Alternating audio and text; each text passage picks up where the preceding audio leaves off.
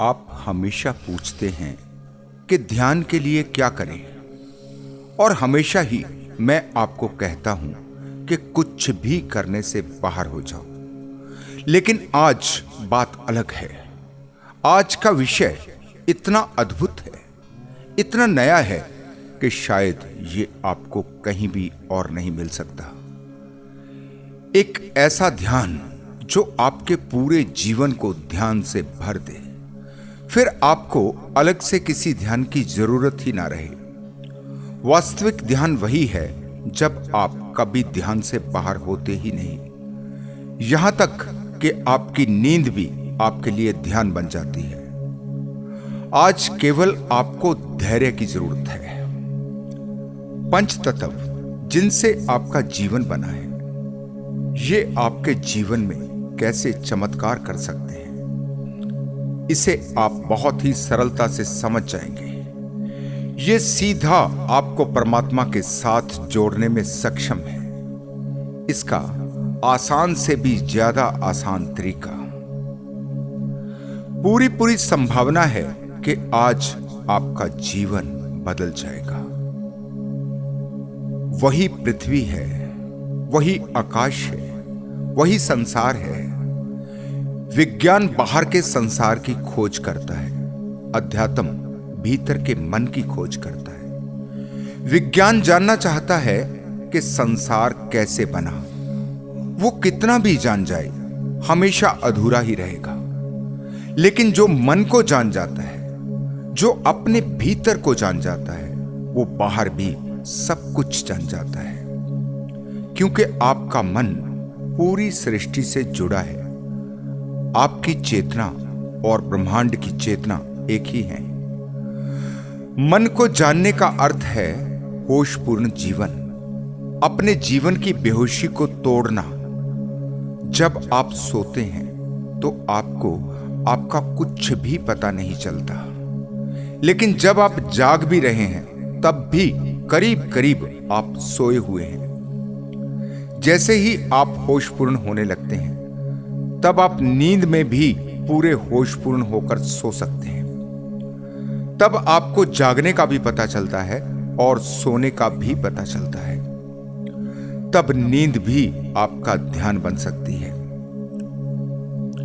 ध्यान के अर्थ हैं कुछ भी नहीं करना, करने से बाहर हो जाना, जहां सब कुछ ठहर जाए, जहां मन में कोई विचार ना उठे, जहां मन की सारी तरंगें, सारे विचार शांत हो जाएं। आप अभी और यहीं के पल में आ जाएं। ध्यान में सबसे मुश्किल यही होता है कि मन के विचारों को कैसे रोकते हैं। इसलिए ध्यान के अलग अलग प्रयोग दिए जाते हैं। कभी संगीत का सहारा लिया जाता है ताकि मन को खाली किया जा सके। जब आप खाली होते हैं तब आप ब्रह्मांड की समस्त चेतना से जुड़ जाते हैं। तभी आपके जीवन में जागरण आ जाता है, आप होशपूर्ण हो जाते हैं। आप किस विधि से होशपूर्ण होते हैं यह महत्वपूर्ण नहीं है। विधि चाहे कोई भी हो, बस आप होश से भर जाएं, यही महत्वपूर्ण है। आज आप एक ऐसी विधि के बारे में जानेंगे जो बिल्कुल सरल है, बिल्कुल सहज है। इसे कोई भी कर सकता है, कहीं भी कर सकता है, और यह विधि अत्यंत शक्तिशाली है। आप कितनी भी गहरी नींद में हो, कितनी भी गहरी बेहोशी का जीवन हो, यह किसी भी बेहोशी को तोड़ने में पूरी तरह सक्षम है। नाम खुमारी नानका, चढ़ी रहे दिन रात। वो मस्ती, वो नशा, वो आनंद की खुमारी जो कभी समाप्त ही नहीं होती, वही परमानंद की स्थिति अगर आप भी पाना चाहते हैं तो आज की वीडियो आपके लिए ही है।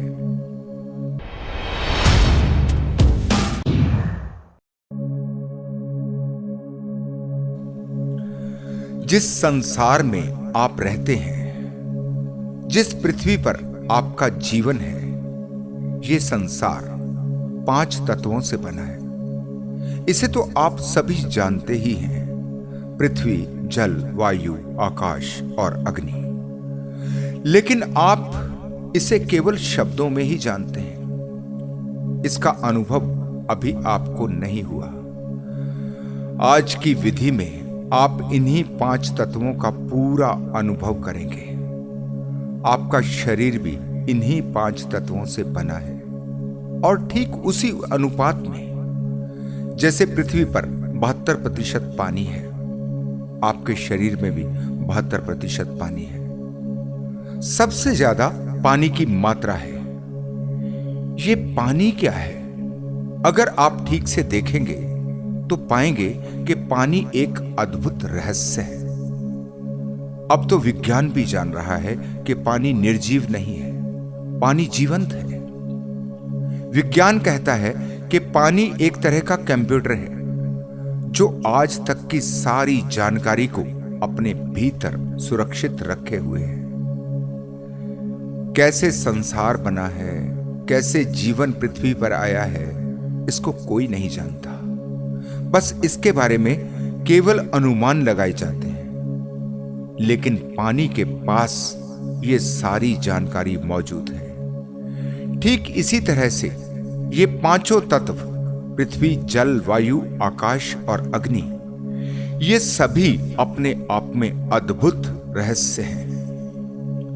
आपको ऐसा लगता है कि आप इन्हें जानते हैं, लेकिन थोड़ा गहरा देखना शुरू करें तो आपको पता चलेगा कि आप कुछ भी नहीं जानते हैं। आप केवल इनके नाम जानते हैं। वो नाम भी आपके ही द्वारा दिए गए हैं। आप बस चीजों को नाम देते हैं और समझने लगते हैं कि आप उसे जान गए। वास्तव में तो आप कुछ भी नहीं जानते। जैसे ही आप अपने अज्ञान को जान जाते हैं, जैसे ही आप जान जाते हैं कि आप कुछ भी नहीं जानते, तो आप एक गहरे आश्चर्य में उतर जाते हैं। आपका आश्चर्यचकित हो जाना ही पहली सीढ़ी है। अपने अज्ञान को जान लेना ही ज्ञान का पहला चरण है। जरा अभी सोचकर देखें कि आग क्या है। जरा अपने मन पर अग्नि के अक्स को उतारें। क्या है अग्नि? आप हैरान हो जाएंगे। जरा पानी को सोचिए, जरा आकाश को सोचिए, पृथ्वी पर विचार करें। और वायु, वो ऑक्सीजन जिसके बिना आपका जीवन 2 मिनट भी संभव नहीं है। ये 5 तत्व जिन पर कभी जीवन में आपने ध्यान ही नहीं दिया, यही आपका भेजा हिला देंगे। आप सांस लेते हैं, आप पानी पीते हैं, पृथ्वी से आपको भोजन मिलता है। आपके जीवन के लिए जो भी आवश्यक है, जो भी पदार्थ है, सब आपको पृथ्वी से ही मिलता है। अभी आपने जो कपड़े पहने हैं, क्या कभी आपने सोचा कि ये कभी किसी खेत में एक पौधे के रूप में उगे हुए थे? जो आपका मकान बना है, उसमें जितना भी पदार्थ लगा हुआ है, कभी ख्याल किया कि वो कहां कहां से उठकर आया है? अग्नि, क्या अग्नि के बिना आप अपने जीवन की कल्पना कर पाएंगे? फिर आकाश, बिल्कुल खाली, जहां कुछ भी नहीं है। जहां कुछ भी नहीं है, वहीं तो सारा ज्ञान है। इसलिए तो मन को खाली करना पड़ता है। मन भरा है कचरे से, ज्ञान के लिए जगह ही कहां है। जहां कुछ भी नहीं होता, वो अपने से ही आकाश से भर जाता है। लेकिन जहां पहले से ही कुछ मौजूद हो, जहां दीवारें हों, वहां आकाश नहीं भर सकता। आपने जो भी ज्ञान किताबों से सीखा है, जो भी बाहर से लिया है, बस उससे खाली हो जाओ और कुछ भी करने की जरूरत नहीं। आकाश के अर्थ हैं खाली हो जाना। जितना जितना आप पंचतत्व के बारे में विचार करोगे, आप एक विस्मय, एक हैरानी से भरते जाओगे। आप पूछते हैं प्यास को कैसे जगाएं? इससे ज्यादा आसान कोई रास्ता नहीं। तुम हैरान होते जाओ। तुम आज भी सब कुछ देखते हो जो तुम्हें किसी हैरानी से नहीं भरता, लेकिन जितना ज्यादा तुम संवेदनशील होते जाते हो उतनी ही हैरानी से भरते जाते हो। हर चीज तुम्हें हैरान कर देती है। कल भी तुम इसी नदी को देखते थे, कल भी तुम इन्हीं पेड़ों को देखते थे, कल भी तुम सांस लेते थे, भोजन करते थे, पानी पीते थे, लेकिन जैसे ही होश पूर्ण हुए, जैसे ही होश जागा, तो पूरी दृष्टि बदल गई। अब ये नदी, ये पेड़ पौधे, ये सारा संसार आपके लिए एकदम नया है। इसे आज से पहले तुमने कभी नहीं देखा। जितना जितना आप हैरानी से भरते हैं, उतनी ही प्यास जागना शुरू हो जाती है। जब तक समझते रहे कि आप जानते हो, तो प्यास की कोई जरूरत ही नहीं थी। जैसे ही पता चला कि कुछ भी नहीं जानते, तो प्यास को जगाना नहीं पड़ता। जान जाने की प्यास जाग जाती है, अपने से ही जाग जाती है। अगर तुम प्यास को जगाते हो तो उसके कोई अर्थ नहीं, वो प्यास बिल्कुल नकली होगी। असली प्यास तो वही है जो अपने से ही जाग जाती है। तुम किसी भी तरह से उसे रोक नहीं सकते। आप सांस लेते हैं, लेकिन आपको इसका कुछ भी पता नहीं चलता। आप पानी पीते हैं, आप भोजन करते हैं, सब कुछ बेहोशी में ही होता है। आप जरा 2 मिनट सांस रोक लें, प्राण कांप जाएंगे। मेरे एक मित्र हैं जिन्हें कोई 6 महीने पहले हार्ट अटैक हुआ। उनको स्टंट डाला गया। उनको सांस अभी भी बहुत खींच कर लेना पड़ता है। पहली बार उन्होंने सांस की कीमत को जाना। वो कहते हैं कि जब बहुत अच्छे से सांस ले पाता हूं तो ऐसा प्रतीत होता है जैसे स्वर्ग मिल रहा हो, जैसे आनंद का झरना झर रहा हो। अब जरा आप अपनी तरफ देखें। आप तो ठीक से सांस लेते हैं, आपको तो कोई कठिनाई नहीं, लेकिन आपने कभी इस आनंद का अनुभव किया? कभी नहीं, क्योंकि आपने कभी इसकी कीमत को जानने की कोशिश ही नहीं की। जिस दिन आप जान जाते हो, आप वायु के प्रति अहोभाव से भर जाते हो। आप पूछते हैं प्यास कैसे जगाएं? तो सबसे पहले पानी की ही प्यास को जगा कर देखें। सोचें कि बेहोशी में पानी नहीं पिएंगे। जरा अपने जीवन को तो देखें। आप कहीं किसी के पास गए, किसी के घर में गए, उन्होंने सबसे पहले आपको पानी पीने को दिया, आप पानी पी लेते हैं, आपको कुछ भी पता नहीं चला, जैसे पानी आपने नहीं किसी मशीन ने पिया। ऐसे ही आप खाना खाते हैं, पूरा जीवन आपका मशीन जैसा चल रहा है। आप कहां हैं? पानी की जल्दी नहीं करें, जरा प्यास को गहरा होने दें। फिर जब पानी का गिलास आपके हाथ में हो, 2 पल उसे देखें, उसे जानने की कोशिश करें, क्या है ये? अपनी प्यास और पानी दोनों के ही प्रति पूरे होशपूर्ण हो जाएं।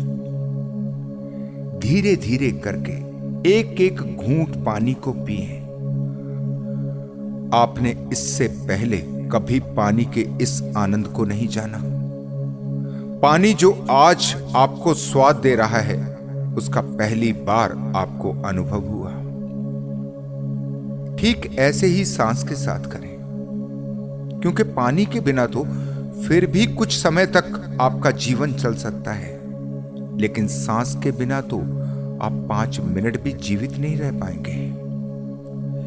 इसलिए जितने भी ध्यान के प्रयोग हैं, उनमें सबसे ज्यादा सांस को महत्व दिया गया है। सांस से ही आपके प्राण जुड़े हैं। कभी किसी थोड़े से समय में आप होशपूर्ण होकर सांस लेना शुरू करें, बिल्कुल धीमी गति से। धीमी गति से जब सांस लें तो वो आपको कैसे जीवन दे रही है, इसे अपने भीतर अनुभव करें।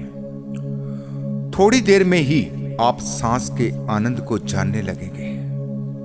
अगर आप अपनी सांस को भी देखना शुरू कर दें तो केवल सांस भी आपको संवेदनशील बनाने में सक्षम है। पूरी सृष्टि आपको सब कुछ दे रही है। पूरी सृष्टि से आप पर आनंद की वर्षा हो रही है, लेकिन आप इसे अनुभव ही नहीं कर पाते। आपने अपनी संवेदनशीलता ही खो दी है। आप हर आनंद से वंचित होते चले जाते हैं। आपकी हालत ऐसी है जैसे कोई मोटे रबड़ के कपड़े पहन ले, फिर उसे कोई छुए भी तो उसको कुछ पता नहीं चलेगा। हवा चल रही है, उसको इसका भी कुछ अनुभव नहीं होगा। जब कभी आप खाना खाएं, ध्यान रखें आप अपनी भूख के प्रति होशपूर्ण हो। आप तो ऐसे ही खाए चले जाते हैं, आपको भूख का कुछ पता ही नहीं। आप बाजार गए हैं, कभी वहां आपने कुछ खाया, पूरी बेहोशी में। आपके मित्र साथ में हैं, आप बातें कर रहे हैं, समोसा खा रहे हैं। क्या आपको लगता है कि आप होश में हैं? कभी कभी जब कोई व्यंजन आपको बहुत स्वादिष्ट लगता है, तब कभी कभी थोड़ी देर के लिए आपका खाने के प्रति होश जागता है। इसमें व्रत या उपवास भी आपके होश को जगाने में बहुत कारगर हो सकते हैं, लेकिन ये तभी कारगर हो सकते हैं जब आप इसके विज्ञान को समझते हैं। आप तो उपवास भी बेहोशी में ही कर रहे हैं। उपवास का अर्थ अनशन करना नहीं है। उपवास भी आपको संवेदनशील बनाता है। आज पूरा दिन खाना नहीं खाना है, इसका ऐसा कोई अर्थ नहीं है। ना ही कोई भगवान कहीं बैठा हुआ है आपके भूखे मरने से प्रसन्न हो रहा है। ये फिजूल की बकवास को छोड़ दें। ये केवल और केवल आपके होश को जगाने के लिए है। जब तेज भूख लगी हो तभी आप भोजन की कीमत को समझ सकते हैं। इसलिए मैंने कहा कि भूख के प्रति होशपूर्ण होना, फिर अपने भोजन के प्रति होशपूर्ण होना। बिल्कुल भी जल्दी नहीं करें। खाना सामने आ गया, 2 पल उसे ठीक से देखें। उसमें जो भी खाने में आया है, एक पल के लिए उस पर विचार करें। जाने कौन से खेतों में यह खाना आपके लिए उगा था, जाने कहां यह कभी एक फसल के रूप में लहलहा रहा था, कहां कहां से यह आपके लिए आया। आप अनुग्रह के भाव से भर जाएंगे। मैं देखता हूं कुछ लोगों को, जब वो खाना खाने लगते हैं तो पहले हाथ जोड़कर खाने को नमस्कार करते हैं। आपने भी बहुत व्यक्तियों को ऐसा करते देखा होगा। हो सकता है कि आप भी ऐसा करते हो, लेकिन जरा ध्यान से देखना, वहां कोई भाव नहीं है। वो बिल्कुल ही एक मशीनी प्रक्रिया है। वो एक रोबोट के तरीके से ये सब करे चले जाते हैं। ऐसे ही कभी किसी ड्राइवर को देखना, वो गाड़ी स्टार्ट करने से पहले हाथ जोड़ता है, अपने कान को छूता है। सब कुछ मशीनी है। उसे ये सब करने की आदत हो गई। वो कर रहा है, लेकिन क्या कर रहा है उसको जरा सा भी कुछ पता नहीं। वास्तव में भाव की कीमत है। आपके मन के प्रार्थना पूर्ण होने की बात है, धन्यवाद के भाव की बात है। अगर आप भी ड्राइविंग से पहले ऐसा कुछ करते हो तो पूरे होशपूर्ण होकर करें। सारा ध्यान अपने भाव पर रखें। जहां तक कान को छूने की बात है, उसका सही तरीका है कि आप कान की लौ को जोर से खींचें। वो आपके दिमाग को सजग करती है, आपको अलर्ट करती है। जरा सा हाथ लगाकर छू दिया, इससे कुछ नहीं होता। उसको वैज्ञानिक दृष्टिकोण से समझो। इसीलिए एक टीचर अगर बच्चे को कुछ समझा रहा है तो कभी कभी उसको कान से पकड़ता है ताकि जो वो कह रहा है उस समय उसका दिमाग सजग हो जाए। हर छोटी से छोटी बात पर ध्यान रखना है, कहीं पर भी आप मशीन ना बन जाएं। आप जब कभी सैर के लिए जाएं तो इस पृथ्वी के प्रति अनुग्रहित हो जाएं। यही तो है जो आपको सब कुछ दे रही है। आपका चलना, आपका कदम रखना सब होशपूर्ण हो। आपके शरीर से हवाएं टकरा रही हैं, उनको अनुभव करें। बहुत ही सुहावना मौसम है, आप विस्मय से भर जाएं। आप बादलों को देखें, बादलों के बीच में बनी आकृतियों में खो जाएं, उनके साथ एक हो जाएं। चारों तरफ फैले प्रकृति के सौंदर्य पर नजर डालें, आप मंत्रमुग्ध हो जाएंगे। ऐसा नहीं है कि प्रकृति का सौंदर्य केवल पहाड़ों, जंगलों या झरनों में ही है, वो तो हर जगह पर है। आपके पास उसे देखने की आंख ही नहीं है। कुछ दिन पहले मैं देहरादून के पास एक चक्राता नाम की जगह पर गया। बेहद सुंदर पहाड़ियां, वहां जाकर ऐसा लगा जैसे मैं किसी स्वर्ग में आ गया। वहां जिस होटल में मैं रुका, उसके मालिक को मैंने कहा कि आप तो स्वर्ग में रहते हैं। उसका जवाब चौंकाने वाला था। वो बोला कि ये आपके लिए स्वर्ग हो सकता है, हमारे लिए तो ये साक्षात नरक है। यहां जब सर्दियों में बर्फ गिर जाती है, यहां की ठंड हमारे लिए नरक जैसी अनुभव होती है। न यहां कोई सहूलियत है, हम ही जानते हैं कि हम यहां कैसे जी रहे हैं। उसने कहा कि स्वर्ग तो आपके यहां है, आपको वहां सब कुछ मिल तो जाता है।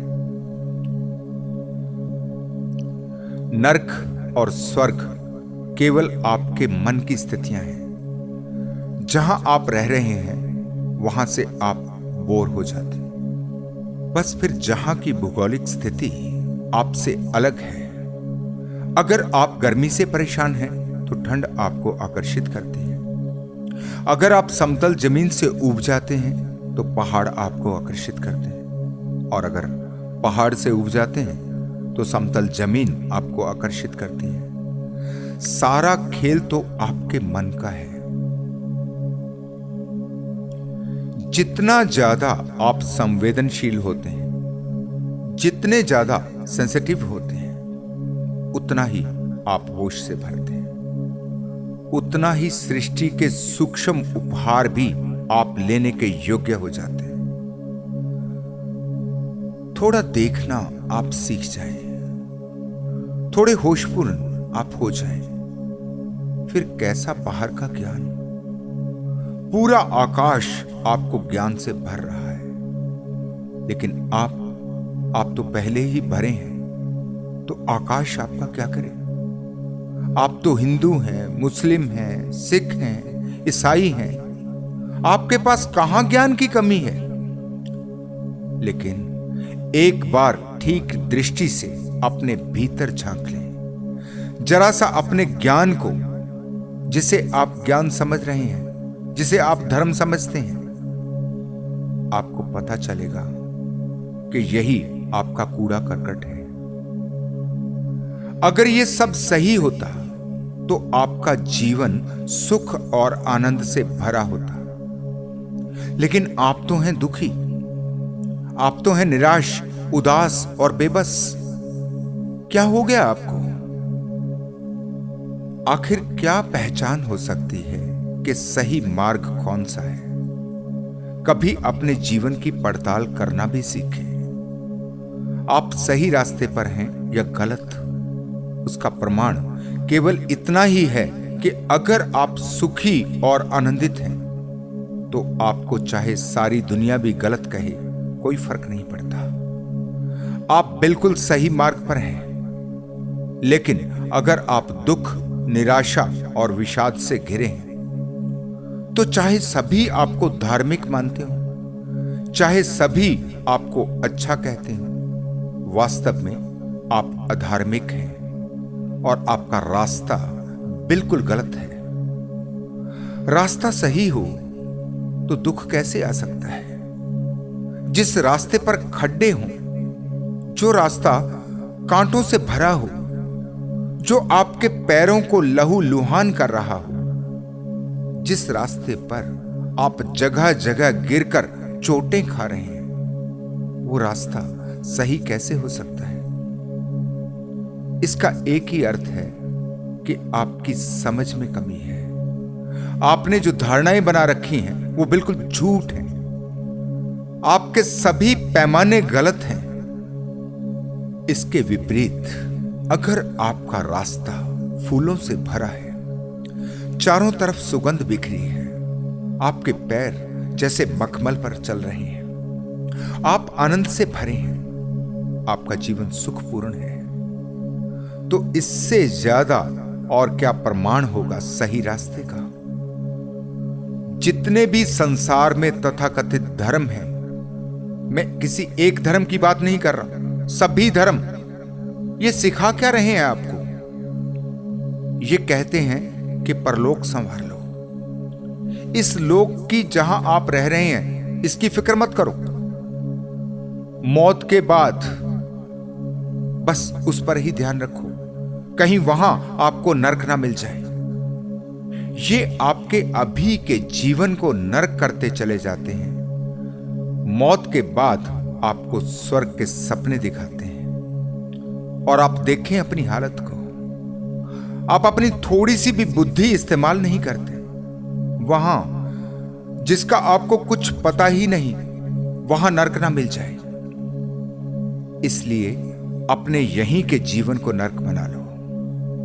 वो तो पता नहीं मिलेगा भी या नहीं, अभी नरक निर्मित कर लिया।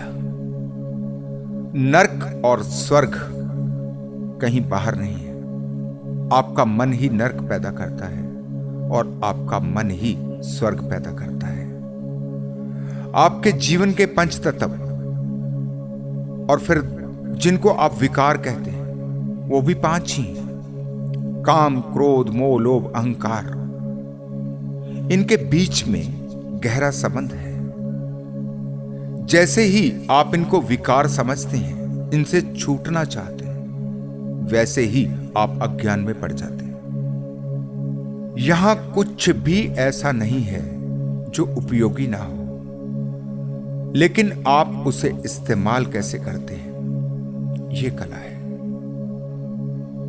यही पंचतत्व जो आपको जीवन दे रहे हैं, यही आपका विनाश भी कर सकते हैं।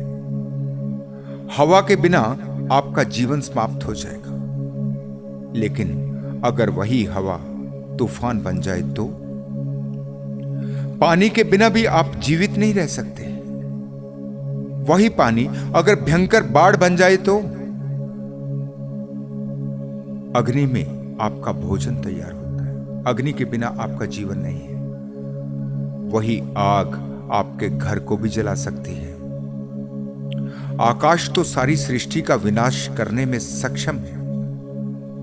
अगर आकाश को आप ज्ञान के तरीके से देखें तो ये आपको बुद्धिहीन भी कर सकता है। ये आपकी बुद्धि की ऐसी हालत कर सकता है कि आप स्वयं ही अपना विनाश कर लेंगे। आपने बहुत बार ऐसा देखा भी होगा। कोई व्यक्ति अपनी ही बुद्धिहीनता के कारण अपना विनाश करता चला जाता है, जबकि सबको दिखाई पड़ रहा होता है कि यह व्यक्ति क्या मूर्खता कर रहा है। बस केवल उसे ही दिखाई नहीं पड़ता। जिसे आप सौभाग्य या दुर्भाग्य कहते हैं, उसके इतने ही अर्थ हैं। जब आपकी बुद्धि सही दिशा में चल रही है तो आपका भाग्य अच्छा है। अगर वो विपरीत दिशा में चलती है तो भाग्य खराब है। इसीलिए मैं हमेशा कहता हूं कि यहां विष और अमृत दो नहीं है, बस आपकी समझ है। आप अमृत को भी विष बना लेते हैं। जैसे जैसे समझ गहरी होती है, जैसे जैसे आप होशपूर्ण होते हैं और ज्यादा संवेदनशील होते हैं, तो आप विष को भी अमृत बना लेने की कला को जान जाते हैं। आप दुख को भी सुख में बदलने में सक्षम हो जाते हैं। नदी वही है जो बह रही है। आप उससे विपरीत तैरने की कोशिश करेंगे तो आपको लगेगा कि नदी आपके विरोध में है। अगर बहाव की दिशा में तैरें तो वही नदी आपको सहयोग कर रही है। इतना ही फर्क है। सब आपके मन की स्थिति पर निर्भर करता है। सब दुखों को इकट्ठा करना भी आपके हाथ में है। सब सुखों को पा लेना भी आपके ही हाथ में है। बस आपको इसकी कला जाननी है। जैसे ही आप पंच तत्व के साथ एक होने लगते हो तो आप अपने जीवन के साथ एक हो जाते हो, क्योंकि यही पंच तत्व आपका जीवन है। इनसे बाहर कुछ भी नहीं। अगर आप सब कुछ छोड़कर, सारे ध्यान, सारे जाप और भी जो आप करते हो, सब कुछ छोड़कर केवल पंच तत्वों के प्रति जागना शुरू कर दें तो आपके जीवन में एक चमत्कार हो जाएगा। बस एक बार आप पूरी लगन से इसे करना शुरू कर दें, फिर आप देखेंगे कि पहले दिन से ही आपके जीवन में बदलाव आने लगा। हर एक दिन आप रूपांतरित हो रहे हैं। इसे आप स्पष्ट तरीके से अनुभव करेंगे। जो मैं हमेशा कहता हूं, अभी और यहीं में मौजूद होना। अब इसके लिए भी किसी और प्रयास की जरूरत नहीं।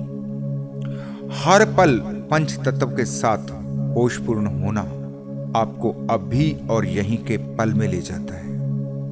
आप जान पाते हैं कि जो भी है वो कभी किसी कल में नहीं, इसी पल में है। इस पल से बाहर कुछ भी नहीं है। यही आपका असली होश है। मैंने कहा, नींद को ध्यान बनाया जा सकता है। नींद में भी होशपूर्ण हुआ जा सकता है, लेकिन सीधे सीधे आप नींद के साथ कुछ भी नहीं कर सकते। आप तो ध्यान भी करते हैं, तब भी बहुत बार आपको नींद आ जाती है।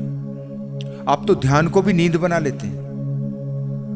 बहुत से मित्र कहते हैं कि जब वो मुझे सुन रहे होते हैं, सुनते सुनते उन्हें पता ही नहीं चलता कि कब नींद आ गई। इसके लिए पहले आपको अपने जीवन की बेहोशी को तोड़ना पड़ेगा।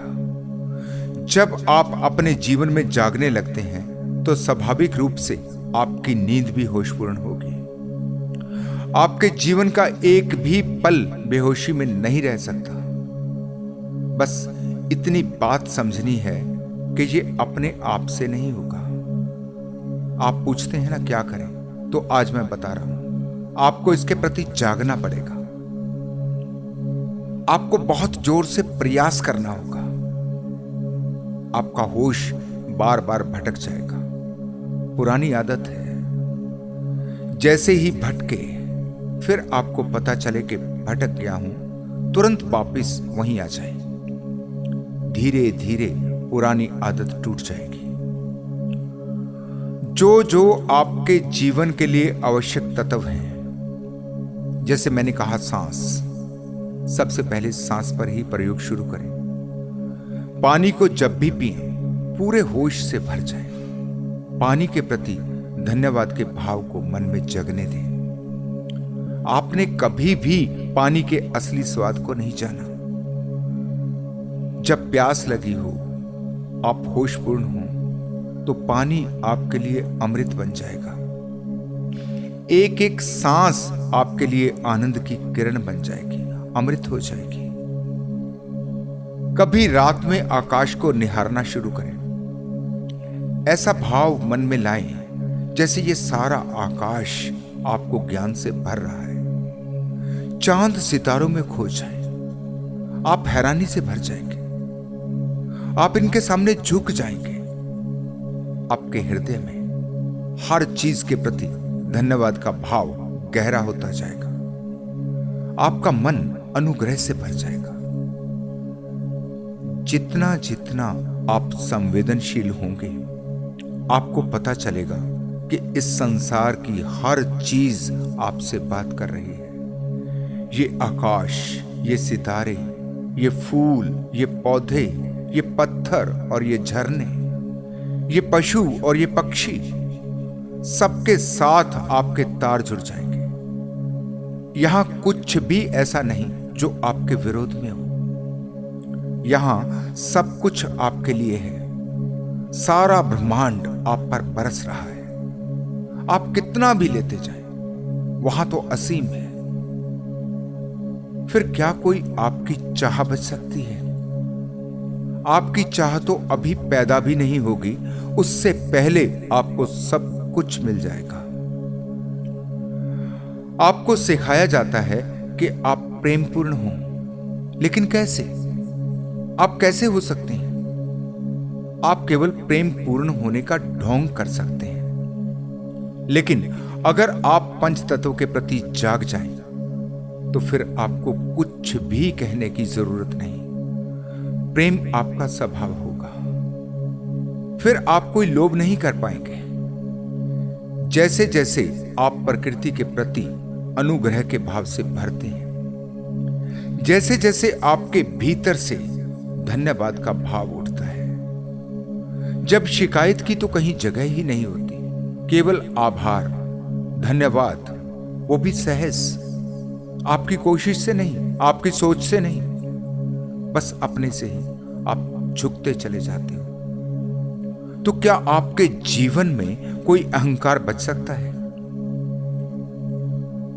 जैसे ही जागना शुरू होता है तो सब कुछ आपको स्पष्ट दिखाई पड़ता है। यह भी दिखाई पड़ता है कि यहां आप किसी भी चीज के मालिक नहीं बन सकते। आप केवल उपयोग कर सकते हैं। जब तक आपका जीवन है तभी तक आपका मकान आपका है या धन दौलत आपकी है। आप तभी तक इसका उपयोग कर सकते हैं, उसके बाद कुछ नहीं। फिर क्या कोई मोह आपके जीवन में पैदा होगा? क्रोध कैसे करोगे? तब आपका क्रोध करुणा में रूपांतरित हो जाएगा। क्रोध का तो फिर ख्याल भी नहीं आ सकता। जो सबके प्रति धन्यवाद के भाव से भर जाता है, फिर क्रोध असंभव है। कुछ भी समझाना नहीं पड़ता, कुछ भी छोड़ने की बात ही व्यर्थ हो जाती है। फिर किसी विकार की कोई संभावना ही नहीं बचती। फिर आपको अच्छा बनने की कोई जरूरत नहीं होती। अच्छाई आपका स्वभाव बन जाती है। अपनी पिछली वीडियो में जहां मैंने आपसे कर्म और कर्मफल की बात की है, जिसके लिए बहुत से मित्रों ने बहुत से प्रश्न पूछे हैं, उनके लिए भी आज का विषय बहुत उपयोगी है। अगर आप कर्मों को बदलने चलोगे तो कुछ भी नहीं होगा, यह असंभव है। उस मन को बदलना पड़ेगा जिससे आपके कर्म पैदा होते हैं। जब मन शुद्ध हो तो कर्म कैसे अशुद्ध हो सकते हैं? जब तक मन अशुद्ध है तब तक कर्मों के शुद्ध होने की कोई संभावना नहीं। आज मैं आपको इतना ही कहना चाहता हूं कि व्यर्थ की बकवास से बाहर आकर अपने जीवन के सौंदर्य को देखना और समझना शुरू करो। बहुत कुछ आप कर चुके हैं, उससे कुछ भी नहीं हुआ। एक बार अपने ही जीवन को समग्रता से जियो। कोई दूसरा कभी भी आपको कोई ज्ञान नहीं दे सकता। आप जो भी ले सकते हैं वो केवल अपने ही जीवन से ले सकते हैं। जिस दिन भी आप जाग जाते हैं तो आपको पता चलता है कि आपके अतिरिक्त कोई और परमात्मा नहीं है। आपका स्वर्ग आपके ही हाथ में है। इसके साथ साथ आप ये भी जान जाते हैं कि पूरी सृष्टि में परमात्मा के सिवाय कुछ भी नहीं है। वो जिसे आप दुश्मन समझते हैं, वो जिसे आप पापी समझते हैं, और वो जिसे आप विष समझते हैं, ये सब केवल आपकी ही दृष्टि के दोष थे। यहां वास्तव में ऐसा कुछ भी नहीं है। आपके जीवन में फिर कोई घृणा नहीं बचती। आप शुद्धतम प्रेम को अपने भीतर अनुभव करते हैं। प्रेम ही परमात्मा है। आपके जीवन में प्रेम के फूल खिले, परमात्मा आपके जीवन में उतरे, आपके जीवन की सुगंध चारों तरफ फैल जाए, आपके लिए हर विष अमृत बने और आप अपनी आत्मा को जान जाएं, आप स्वयं से साक्षात्कार कर पाएं और परमात्मा ही हो जाएं। इसी मंगल कामना के साथ मैं आज आपसे विदा लेता हूं। धन्यवाद।